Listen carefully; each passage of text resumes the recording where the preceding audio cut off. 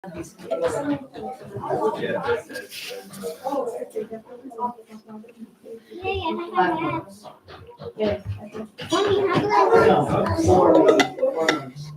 bem aí?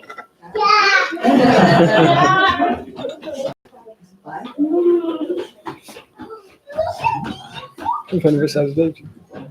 Bem, tudo bem, meu Deus.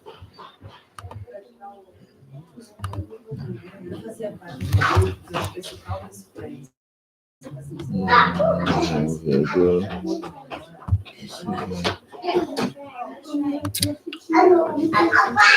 Tá apanhando, mano. Tá apanhando mesmo.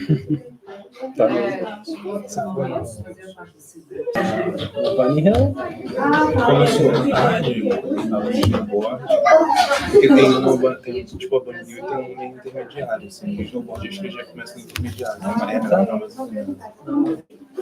É verdade, aquela Bunny Hill às vezes é difícil se equilibrar, porque Olha, teoricamente está transmitindo, deve estar bem ruim a transmissão. PowerPoint?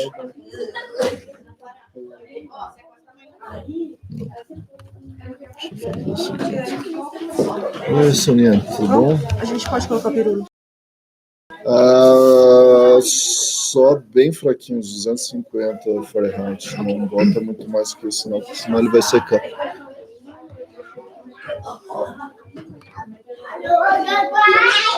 Se der na cabeça, vai machucar o teu celular.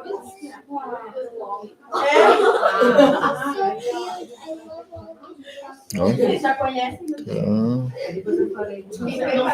Parece que tá enclausurado. Parece que tá enclausurado no meio do machucado. 4 horas já? Sim, eles fazem. Aí com todas as montanhas eles fazem. Um bloco de gelo a montanha inteira. É legal quando você que começa a fazer, né? Daí você olha assim, ele fica tipo uma mão. Falando com amor, 3 dias será com amor. Sofê.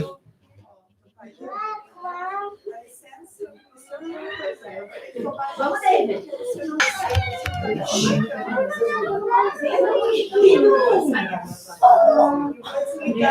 ele já deu o download, né? Algum problema, que esse computador tá limpinho, olha. Eu acabei de formatar ele. Não sei. Tá desligado. Tá aí. Dá pra ver? Boa reunião. Obrigado. Tá. Dá pra ver?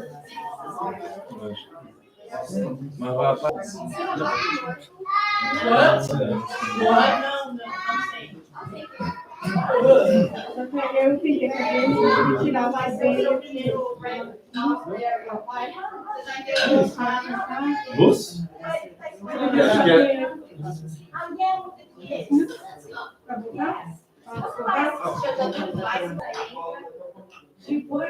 Parece bem aqui, ó. O cheiro, você sente, ó. Ainda mais que você vem de lá, já vem isso. Mas não arroz. Não é.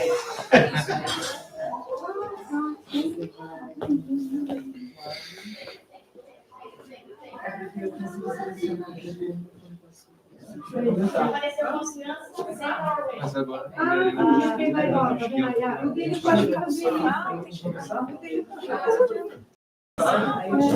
Pode ficar no sofá ou tem que sentar na cadeira? Pode ficar no sofá? Pode. Pode.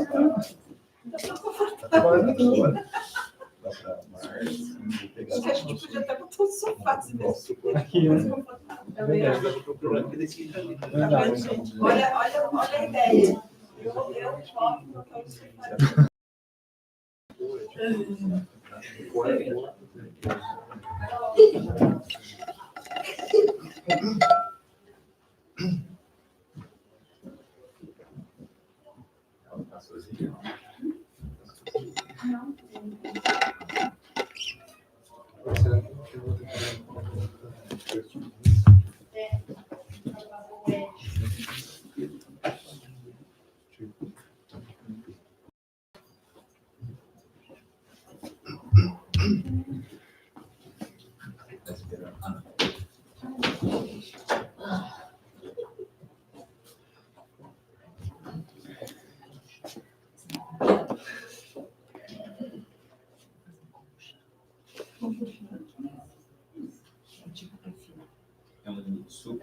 É de prudente.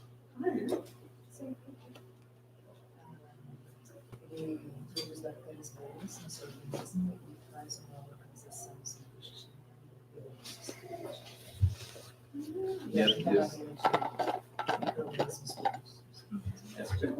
vivos. É tipo. Então, sejam bem-vindos. Tudo bom? Vamos vê-los aqui. Oh, sorry. Welcome. Switch. Switch. Yes. Great to see you all here today. And today is the Christmas service.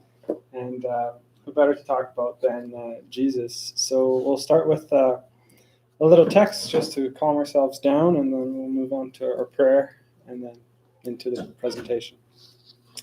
And the initial text that we're reading here, it's from Living Spring from Francis Xavier. And it talks about a passage from Jesus when he said, "You are the light of the world." And then Emmanuel goes through and gives us an interpretation of that. So when Christ told his disciples that they were the light of the world, he conferred a tremendous responsibility on them. The mission of light is to illuminate roads, scatter darkness, and save lives. A mission that is invariably carried out at the cost of the fuel that feeds it. The candle flame burns the liquefied wax of the wick. The electric light consumes power from the substation, and light, whether from the sun or from the candelabra, is always a message of security, discernment, comfort, and joy for those upon whom they shine. Therefore, if we are to grasp Christ's lesson and are interested in following him, then we must be willing to donate our energies to the ongoing activity of the good, so that the good news may shine on the redemption for all. Christians that do not have a spirit of selflessness are like a dead torch in the sanctuary of the gospel. Let us seek the Lord, offering the best of ourselves to others. Let us follow him, helping others indiscriminately. Let us not get entangled in conflicts of pointless inquiries. You are the light of the world. Our Master has exhorted us, and the light does not argue, but clarifies, aids, helps, and illuminates. So let us pray, and invite you all to close your eyes and be here in the now, not thinking about what we forgot to bring or the food that we're going to eat or what's still left to be done to get the place ready to go, but just be in the now, sitting on your chair, comfortable. And deep in thoughts, let us envision our older brother, Jesus, Christ, right in the middle of the room here. And we look at him and he looks at us, each one of us. And with his love, with his light, he comes closer. He comes closer to us and touches our heart with his finger, looking at our face, telling us, "You are the light of this world. You are." And with those words, with the feeling of his love, we ask him, "Please, Jesus, help me remember of this love that you constantly tell us to have. Please help me remember day in and day out that I am one of the lights of this world, so that I may use that power to every single day see my experiences as opportunities to learn and not something that brings me down in sorrow."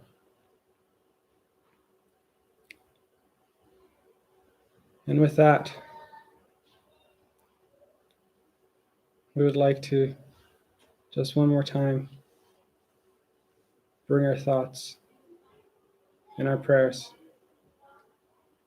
to Jesus, who's around this time of year comes close to our hearts. And with a serene mind, We ask him that the words that we talk about here today hopefully touches us in a way that will help us love ourselves more and more. So be it. Well, welcome. Hopefully nobody fell asleep there because it's pretty dark in here. So we'll be talking about Jesus, and the topic that I chose was learning to love with him. So we'll be looking at every talk that I do, there is a moral transformation within it. So we'll talk a little bit about some virtues and some moral transformations, but we'll always bring a few passages from Jesus to help us.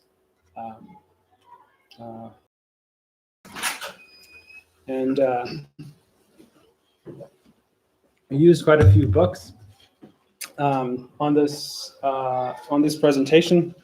The one I used the most was called Boa Nova in Portuguese, or The Good News, I guess, in English. And this was recommended to me by Eric in April, and he told me this is a book that should be on your nightstand. So I put it there, and every week I read one. And it's really, really amazing because it's an extension of the gospel of the Bible. So it tells us, it extends a few stories from Christ, and it's really, really neat. So we'll see a few of the passages throughout today. And the first question, if the computer cooperates, is why Jesus? This little fellow here truly knows why Jesus. He's got the Bible on his hand and he's laughing. He's really happy. He understands why Jesus. And I want to bring this because there is still a bit of stigma around Jesus for some people, myself included in the past, that we still sometimes don't see him as a loving person or as a loving brother. And he clearly gets it. And Kardec actually helps us in that distinction. If we look at the Spirit's book in question 625, Kardec asked, what is the most perfect type of God, type that God has offered to man in his as his guide and model? And we get Jesus as the answer, right? And then Kardec goes on and explains quite a bit more. And just a few of the sentences he used was that Jesus is the type of moral perfection to which man may attain upon this earth. The doctrine that he taught is the purest expression of the divine law. So here Kardec is telling us that Jesus is our guide and model, and then his gospel has a lot of the things that can help us. But in the past, or still to this day, many pretended revealers have announced as divine laws what were only human laws, devised by them for serving their own passions and obtaining dominion over their fellow men.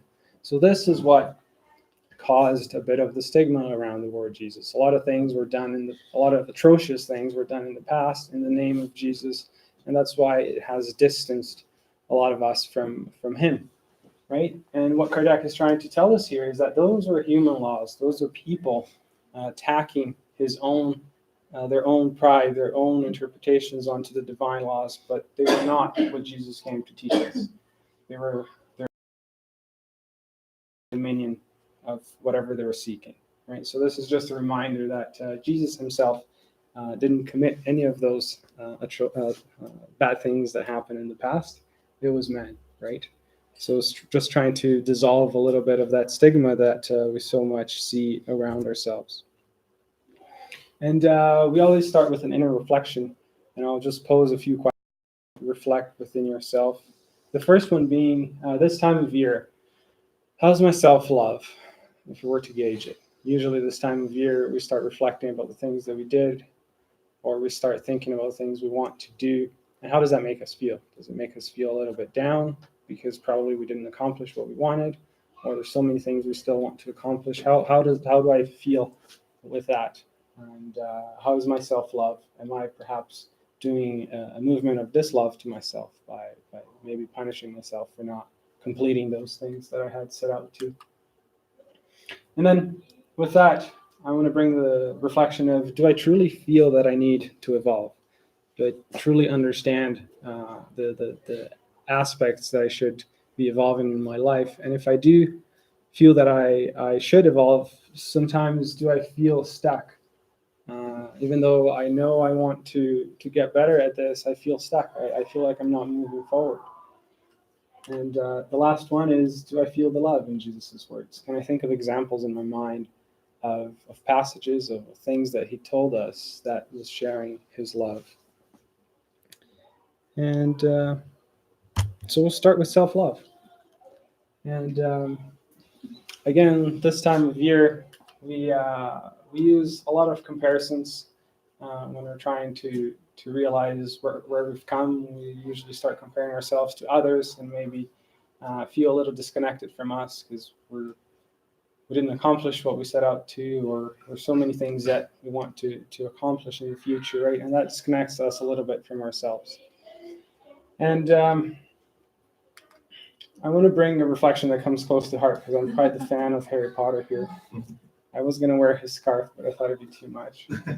And the reflection that I want to pose here, being a fan of Harry Potter myself, is that why was he such a success around the world?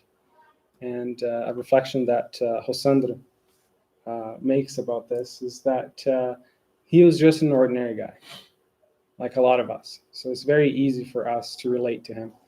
And then when he goes through a wall, he becomes very special. He's got superpowers and everybody wants to be him. He's loved by a lot of people. So we all long, or we all feel this need to be special, right? To be loved by others. And this need comes from the lack of self-love. We're again trying to ask others to love us to fulfill the void that we have. And we can only fulfill that void with self-love. Instead of trying to be special for others to love us, we should be looking at evolving ourselves towards loving us by who we truly are.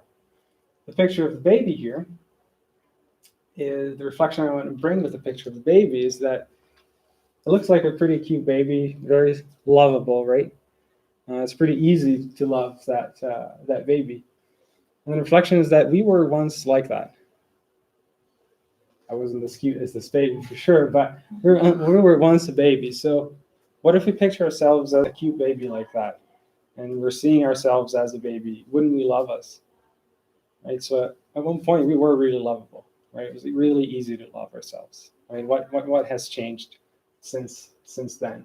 Right? So we do have that the power to love ourselves. And as Jesus told, you are the light of the world, which was the initial text that we talked about, right? We are the light of the world. We are divine creatures. We were created by God. So we do have the potential of loving us by who we truly are right now, right here. Not the ones that we want to be in 2020 or the ones that we thought we would be by the end of 2019. And Alidio, there's a book called Mental Energy Self-Healing by Alidio Sequeira Filho, and he describes us why sometimes we feel stuck. We feel like we can't evolve, we can't move forward. And he says that's because of our lack of will. Even though we might know that we need to evolve, we still don't truly feel that need to make the change. And Louise will have seen this a couple of times already. It's a triad that our leader proposes, that he talks about the thinking, the feeling, and the willing. And I'm going to pose a few reflections here to try and understand why we're sometimes feeling stuck, even though we know we want to evolve, why we sometimes feel stuck. And I'm going to use the sentiment of anxiety, for example, just because I talked about it last week at church. And anxiety is something that most of us have, and a lot of us want to transform it. We don't want to feel anxious anymore because it's not a good feeling. We'd rather feel serene. So there's a couple things that we need to do before we can move on from it, right? When we think about the thinking, we're talking about understanding what anxiety is, like what are the triggers for anxiety, and what do I have to do to actually move away from it.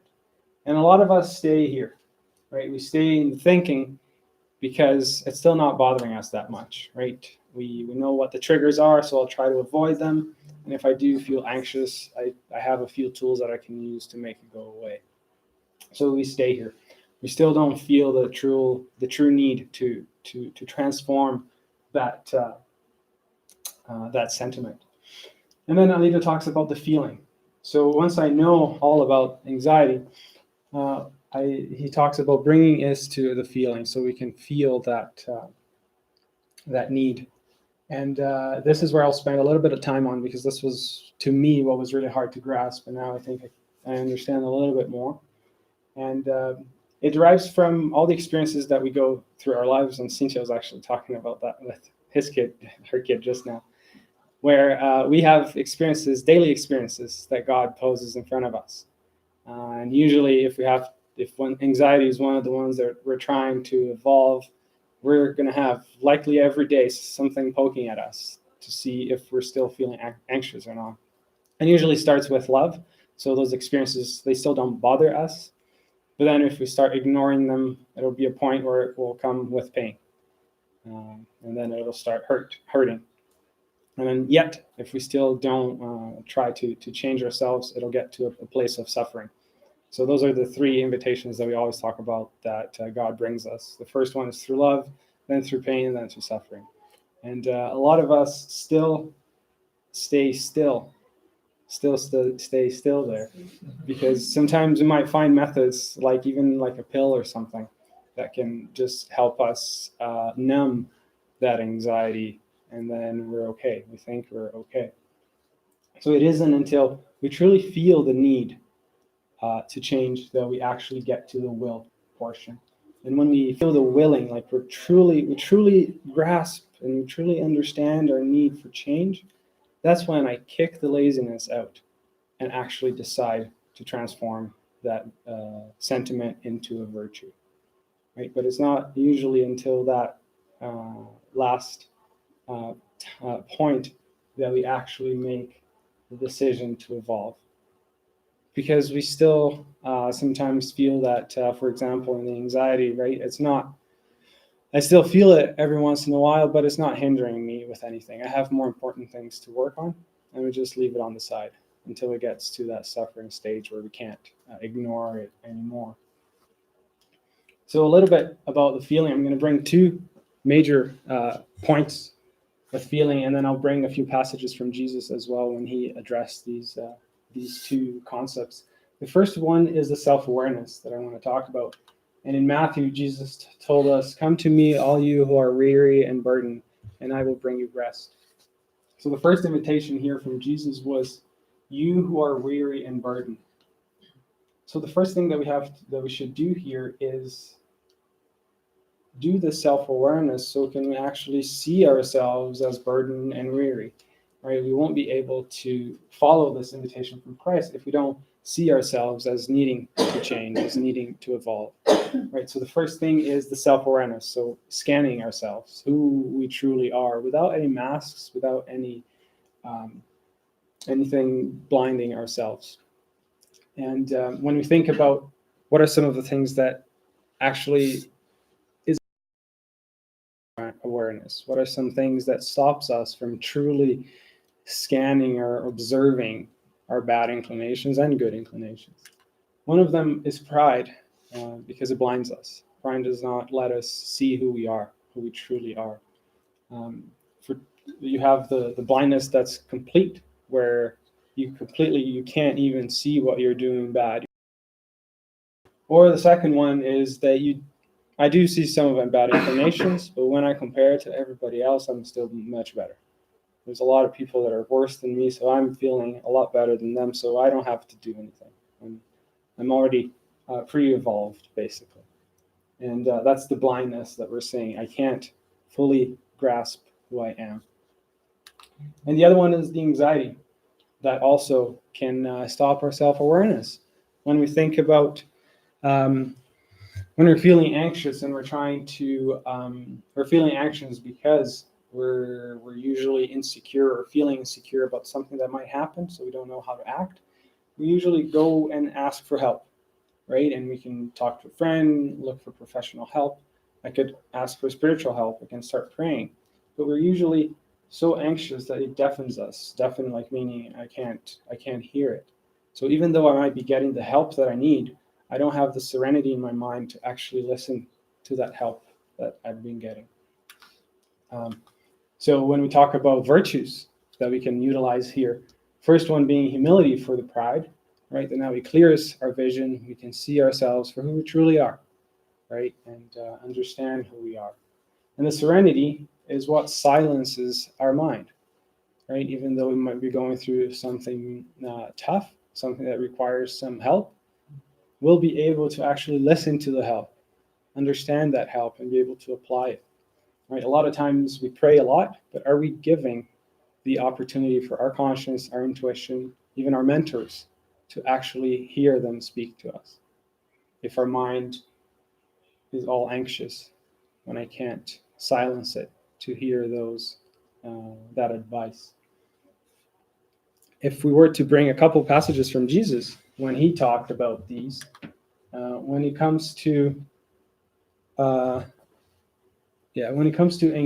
we can go to chapter 19 of the book Good News, when he talks about the communion with God. And this is when John gets to him, and he's really anxious. He's been getting different messages from different people. He doesn't know really how to act. He doesn't know what's true, what's not true. So he's really anxious to know what the truth is.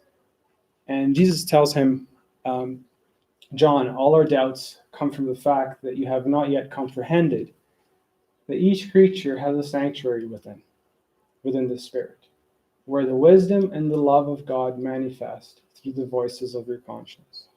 So Jesus is telling us that if we can silence our minds, if we can let that anxiety go by silencing our minds, we'll be able to hear the voices of our conscience. We'll have the answers that we so long for. We have the answers that we seek for, right? They are in our conscience. We have that in ourselves.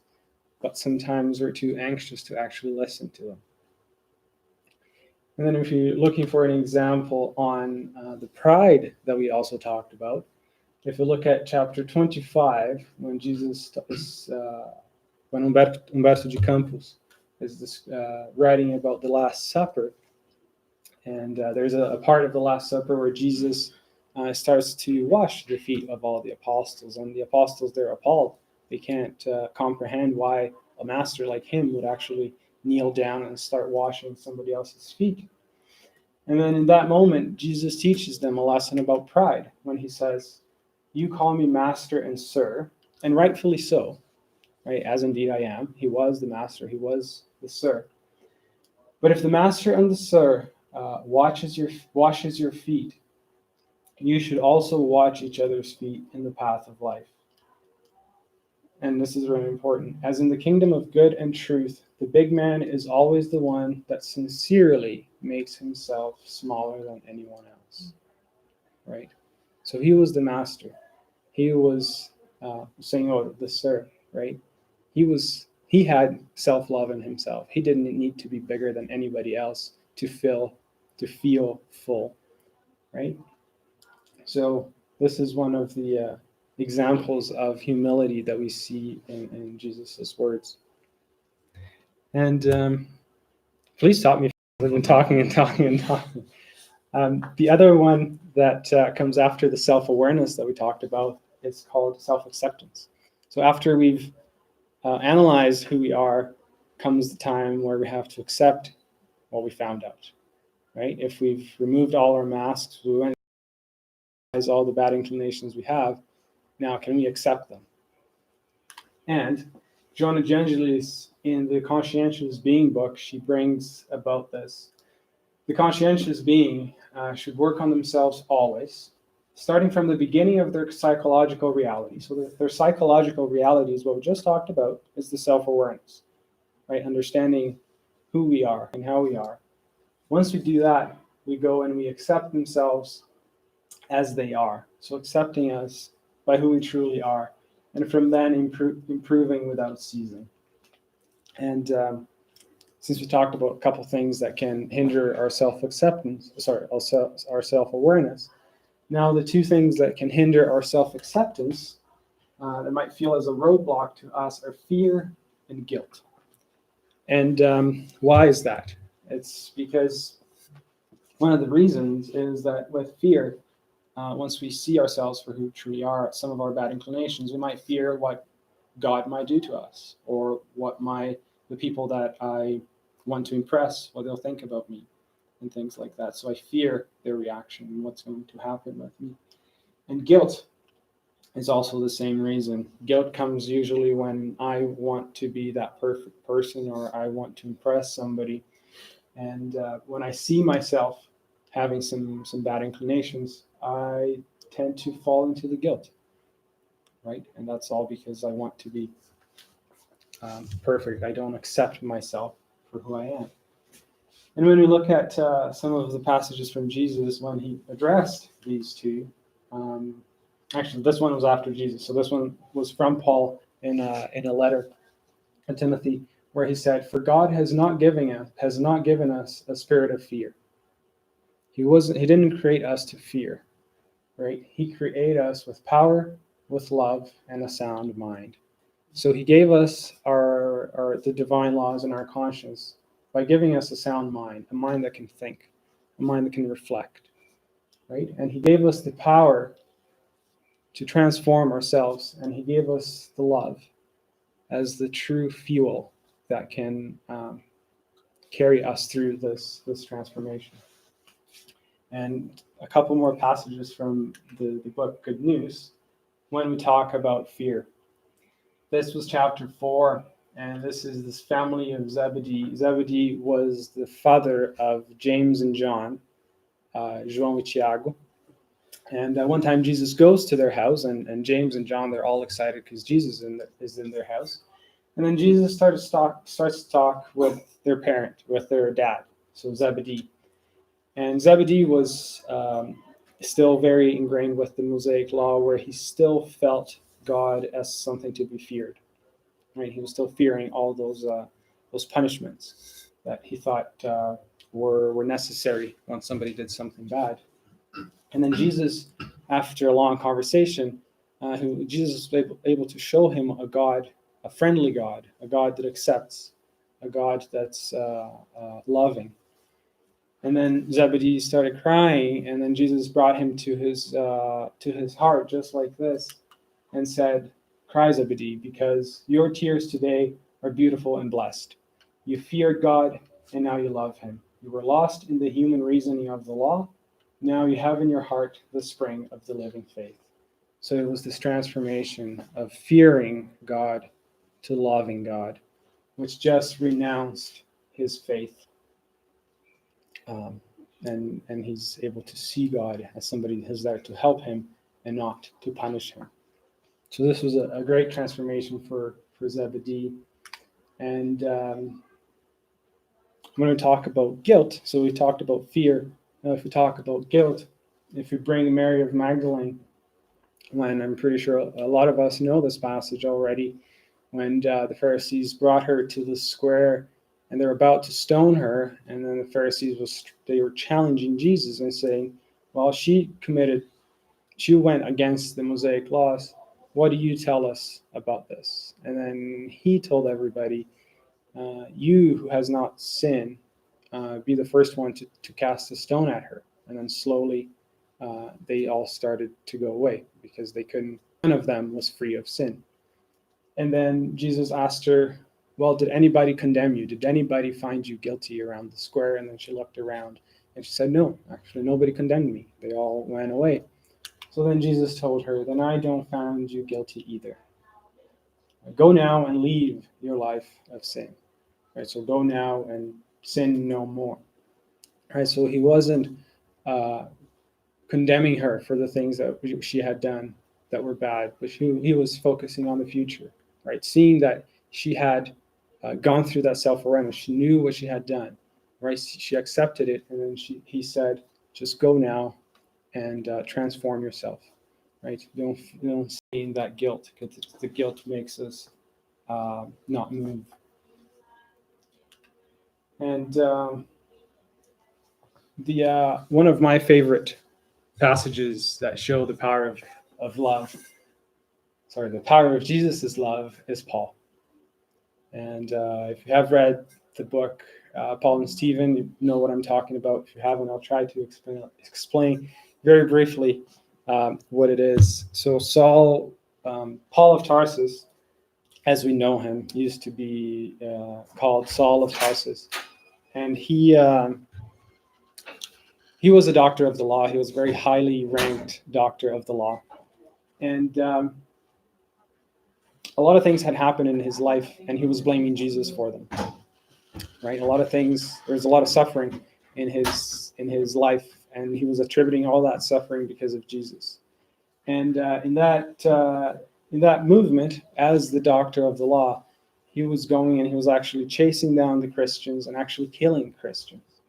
And in this time, he was going from Jerusalem to Damascus. And on the road of Damascus, he saw Jesus. He knelt down and started crying and saw Jesus. And Jesus asked him, "Why are you chasing me so much?" And then in that moment, Saul went through a beautiful example of the power of Jesus' love when he went through a whole exercise of self-acceptance.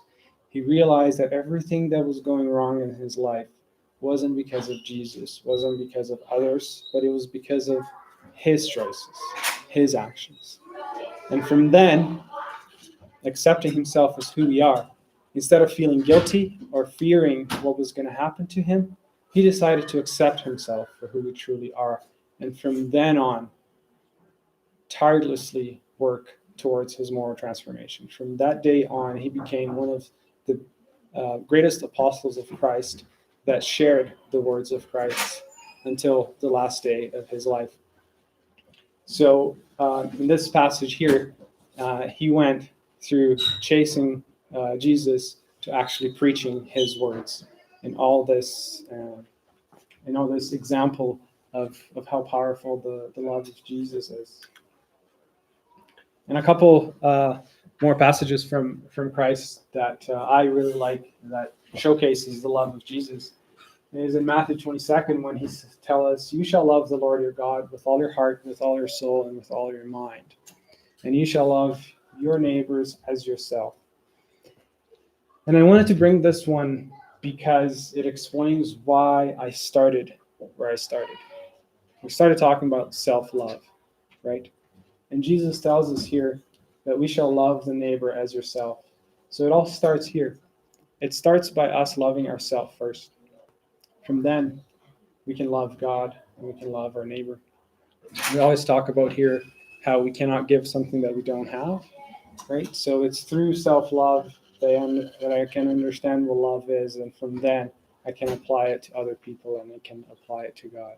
So it all starts with us. It all starts with our own self-love. And another one of my favorites, which we call the golden rule, is in Matthew 7, and the kids did a great job a couple of weeks ago on this, where Jesus told us that, "So in everything, do unto others what you would have them do to you." Right? So this is a huge example of how to love our neighbor. Right? So the invitation here is then in every sense, in every word that we say, in every action that we do, right? Think about, is that what we would like to hear? Is that what we would like others to tell us? Right? So if we have that filter in everything that we do, in everything that we say, we will likely be exercising this love your neighbors as Jesus had invited us to do. And I want to end with a question. It's not the last slide yet, but we'll reflect a little bit about this. The question of when was Jesus born? We talk about December 24th. We hear others proposing some other dates and things like that. Now, what if we asked Paul, the apostle that we just talked about, "Paul, when was Jesus born to you?" He might tell us, Jesus was born in that road to Damascus. When I transformed myself from chasing Jesus to loving Jesus and preaching his words, to the point that in one of his letters that he used to use as his way of sharing the words of Jesus, in one of his letters to the Galatians, he said, "It is no longer I who live, but Christ who lives in me." Right? So again, that power of transformation, right? from chasing it down to saying, Christ lives in me. It was pretty amazing. Another one, if we were to ask Thomas, another one of Christ's disciples, apostles, and this was the one that wanted to touch him to believe. So when Christ resurrected to the apostles, this was the one that needed to touch Jesus. So Jesus said, come and touch my wound. And then he touched his wound. And Jesus said, and the book describes, touched by the humbleness of Christ in tears, Thomas rejoices. His soul had overcome a great battle. The heart had triumphed over the brain. The feeling had sharpened his faith. So again, this was a moment where his faith was changed. Right? He fully believed in Christ. He was able to rejoice himself. Found a new meaning for his life. So if we were to ask Thomas, when was Jesus born? He probably would tell us maybe this is when Jesus was born to him. If we ask Francis of Assisi, when was Jesus born to you? He might tell us that it was when he was looking at a crucifix and he heard the words, Francis, Francis, go and repair my house, which, as you can see, is falling into ruins. From this point on, he decided to relinquish everything that he had and to go and work for charity for the rest of his life. So maybe he would tell us that this is when Jesus was born to him. And the last one that might come to a little bit closer to us, if we were to ask Shiku, when was Jesus born? Right, and this is just a speculation, but he might tell us that it was when he asked his, what should I do to make sure that I fulfill my mission? And then his mentor told him 3 pieces of advice. First one is discipline, the second one is discipline, the third one is discipline. Right? So Chico might say, this is when Christ was born to me. So I want to end with the question, when was Jesus born to you? Right? All these passages that we saw, they were transformative for all of these people because it changed their faith. Right? It strengthened their faith and love in themselves. Right? So when was Jesus born to you? If you can't picture it, if you don't know it yet, let's invite him to, right? And let's just remember that only in a serene mind can we actually listen to the words that he has to say. So if we invite him, also let's remember to try and keep our minds clear so we can actually listen to him. There's just one thing that I want to finish with. There is Eric is going to come pretty soon. There is a passage, not a passage, sorry, the Spiritist Federation of the state of Paraná, they released an audio every day, about 5 minutes, talking about Spiritism. They call it the Spiritist Moment, every day. And on December 23rd of 2018, so last year, right before Christmas, they released one, and the title of that audio was The Invitation to Jesus. And they went on and talked about 5 minutes of how to inviting Jesus to our Christmas. Right? Inviting him into our homes, inviting him to see every room in our house, inviting him to sit at the dinner table with us, to be with us. So it's a great thing that I want to end with, that even though if I were to ask you when was Jesus born to you, you might not have the date. Well, there's nothing stopping us to actually invite him into our lives. And maybe that will be when Jesus is born to us. So thank you. And thank you for listening to me. And if you guys have any questions, we actually still have a little bit of time for questions or things that you want to bring up. And yeah, thank you for listening. Thank you. I think Eric wanted to close off with a little bit of a message and then a final prayer. So yeah, if you have nothing to bring up, I'll go over and talk to him. Hold on.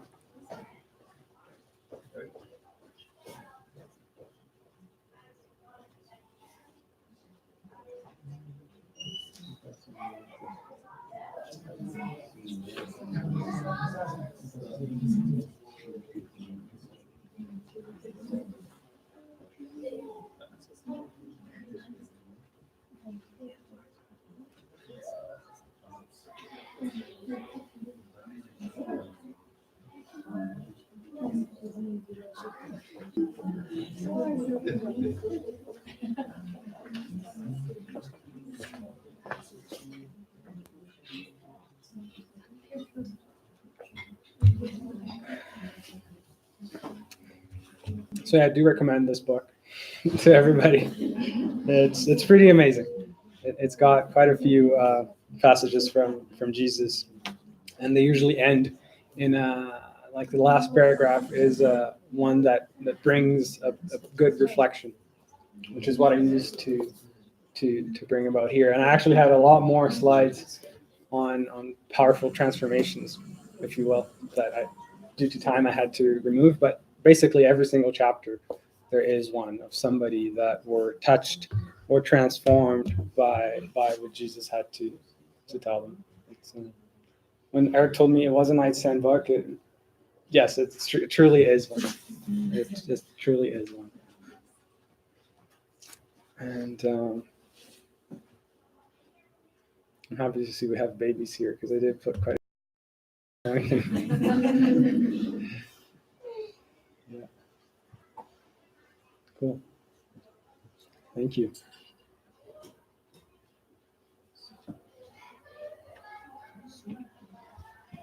I never thought about this concept of like when Jesus was born, and it was in one of the talks from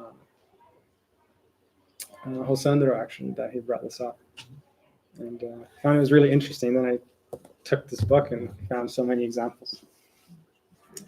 Yeah, it was really. It's a very good reflection, right?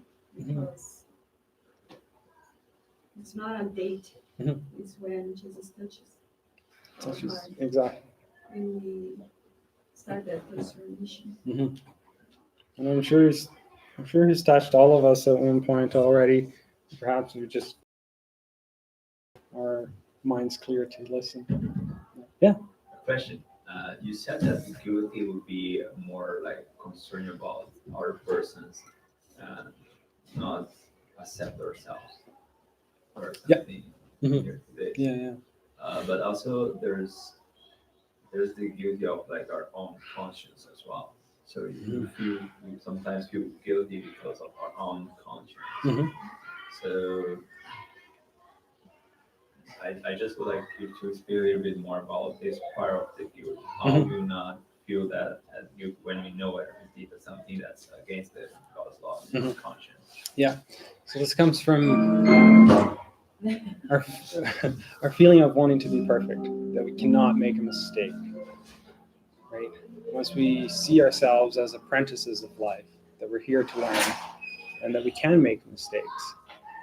Even though we made one, we won't feel the guilt anymore because we're seeing ourselves as apprentices, that the mistakes that we make are here to make us better, to learn from them and to move on.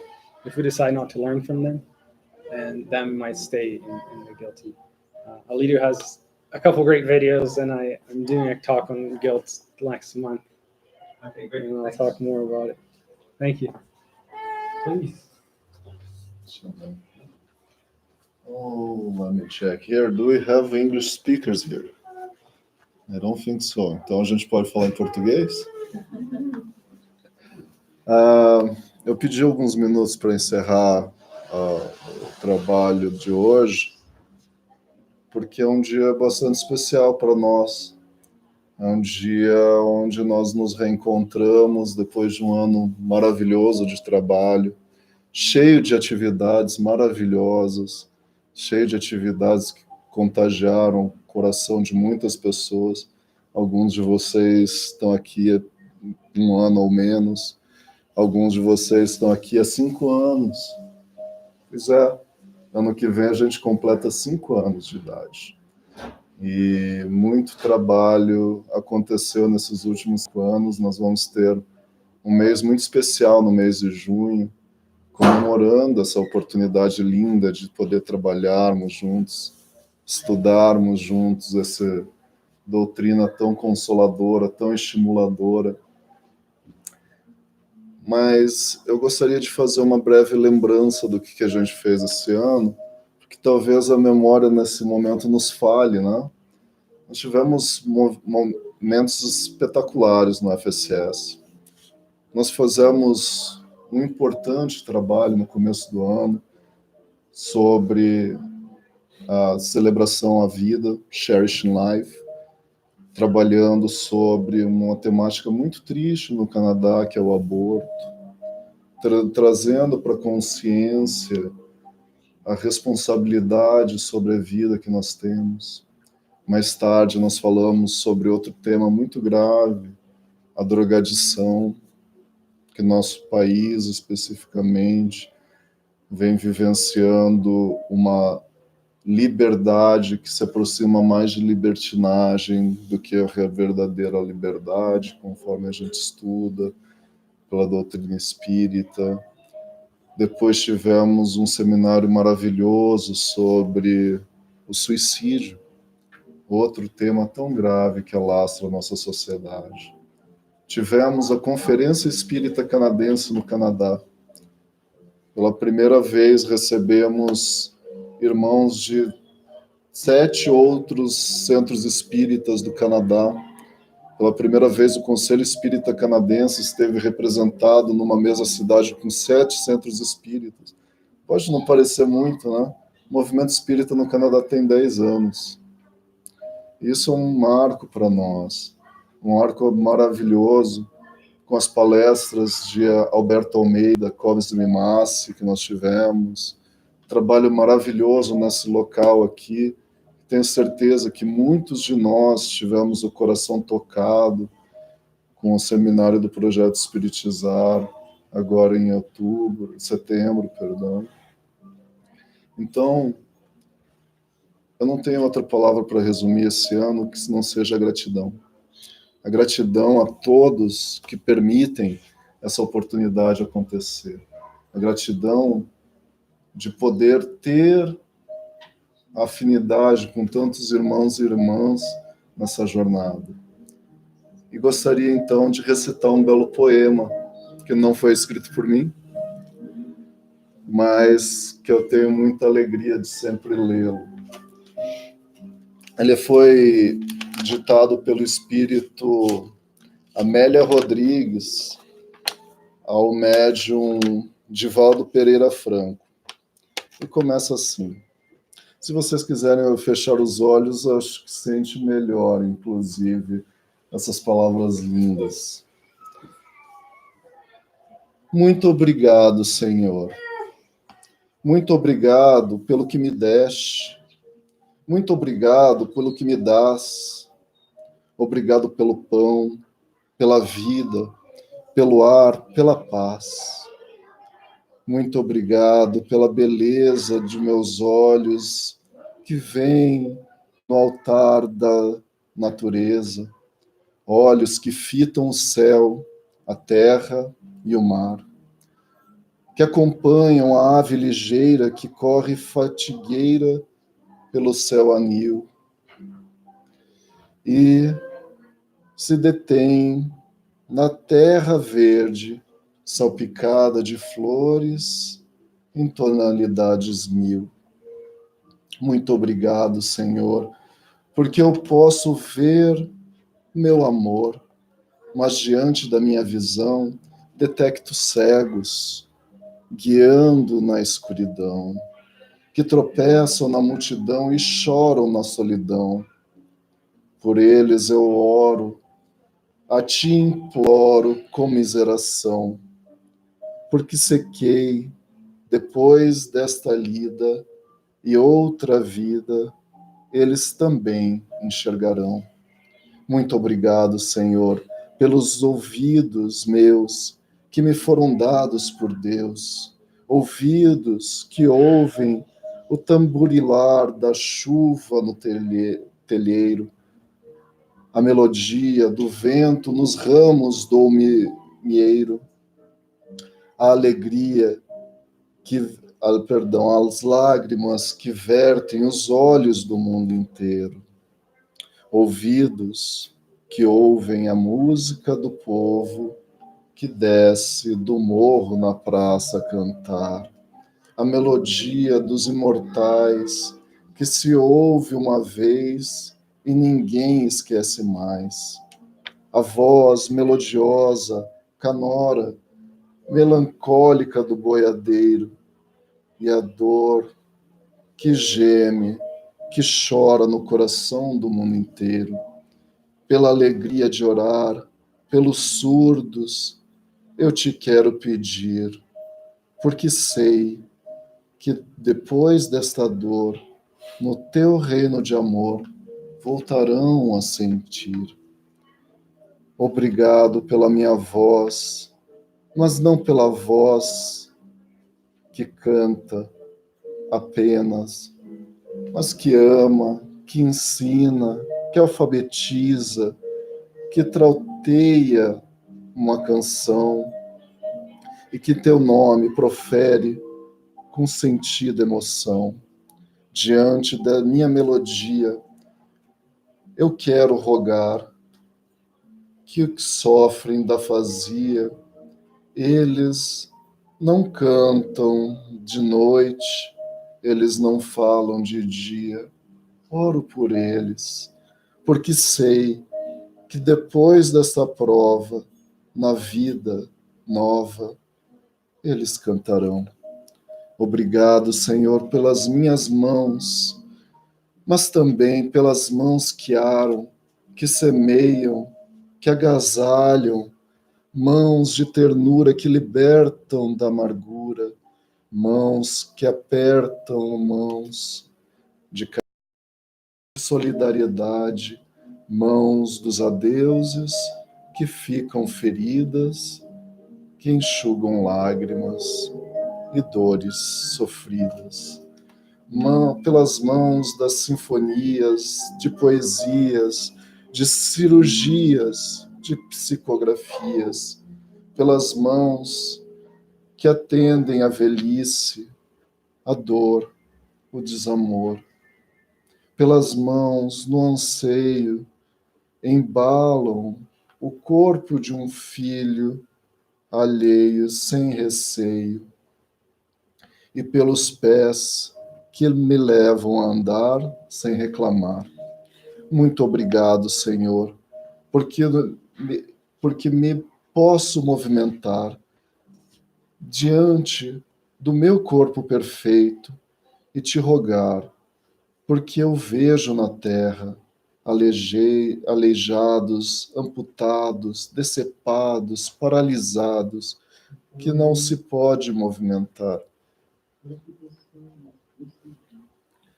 Eu oro por eles, porque sei que depois dessa expiação, na outra reencarnação, eles também bailarão. Obrigado, por fim, pelo meu lar. E não é tão maravilhoso ter um lar?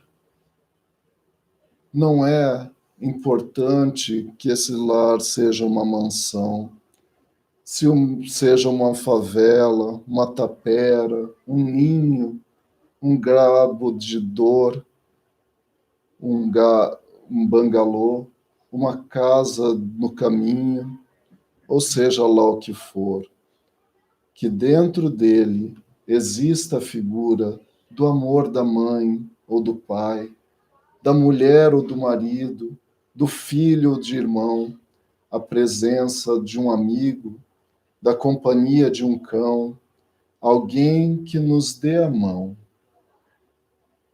Mas se eu a ninguém tiver para amar, nem um teto para me agasalhar, uma cama para me deitar, nem aí reclamarei.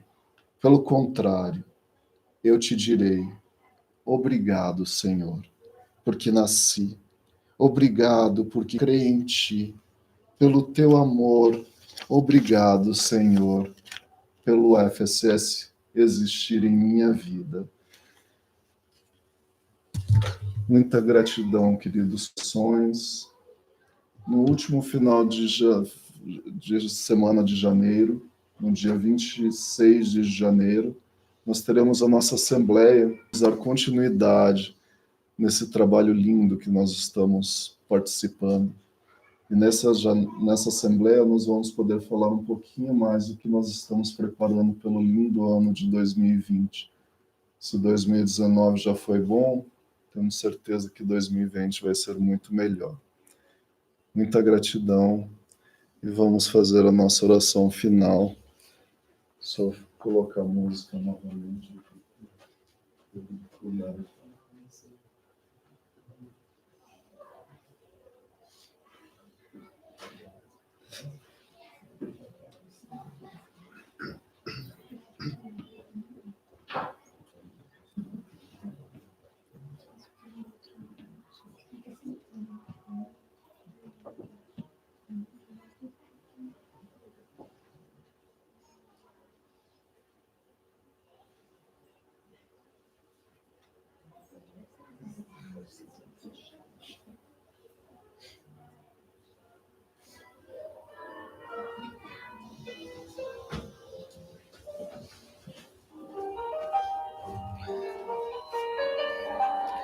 Vamos elevar nossos pensamentos e sentimentos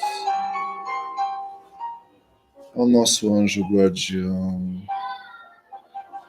agradecendo-lhe pela motivação de aqui estar, pela motivação de nos ter auxiliado a encontrar pessoas tão queridas em nossas vidas,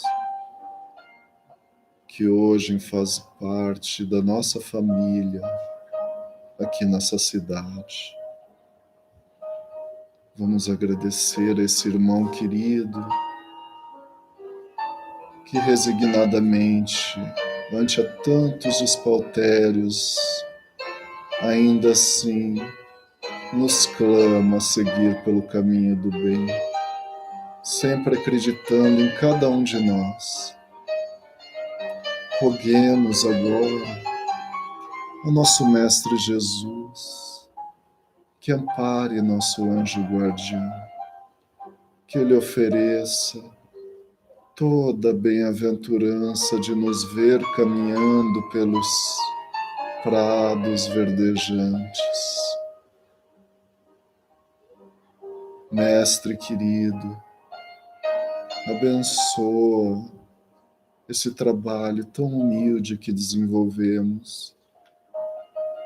Abençoa, Mestre, os esforços de cada um desses irmãos que vem buscando, através da doutrina espírita, encontrar a luz e a paz no caminho desta vida.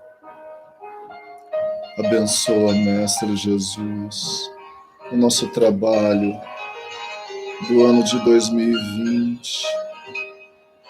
Nós lhe pedimos, Mestre, nessas horas significativas do ano, que nossos corações se abrem ao auxílio do próximo, os nossos corações se abrem ao toque, o abraço do familiar. Sê conosco, Mestre. Ajuda-nos a nos conectar na sua mensagem lindora e não mais sigamos o caminho da dor, da sombra e do sofrimento. Pedimos também, Mestre, que abençoe a cidade de Calgary, que ela possa estar em 2020 mais aberta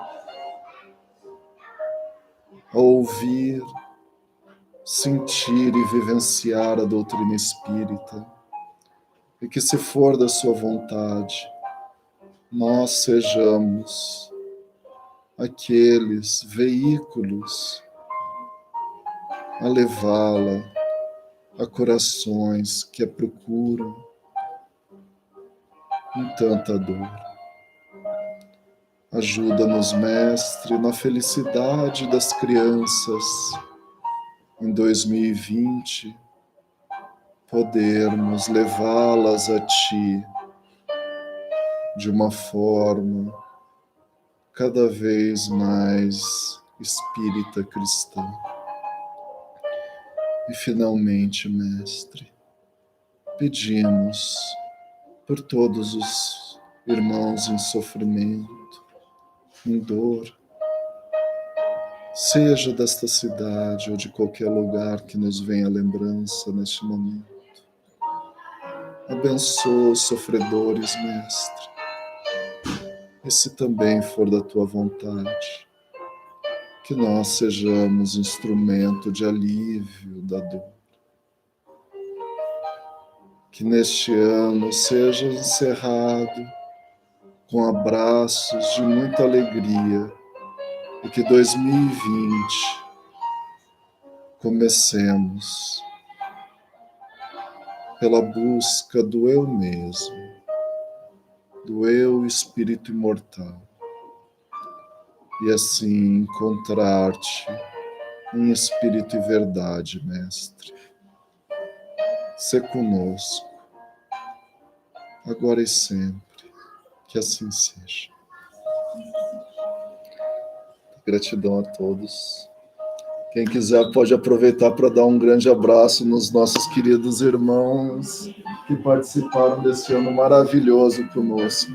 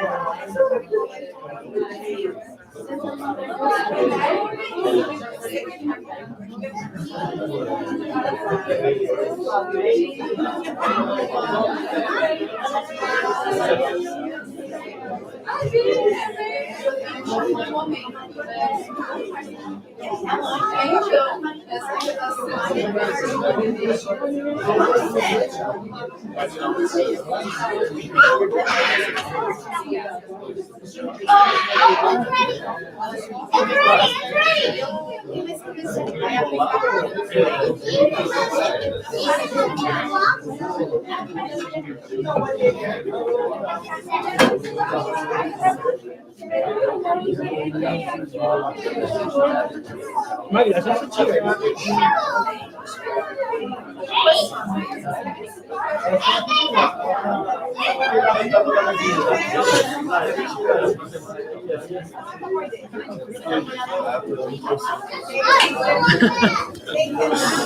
Acho que pode tirar tudo, né? Esse daqui só que não pode tirar.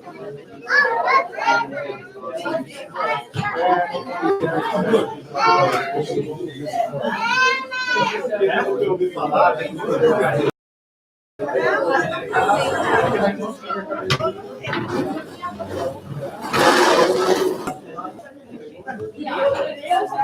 vai cantar.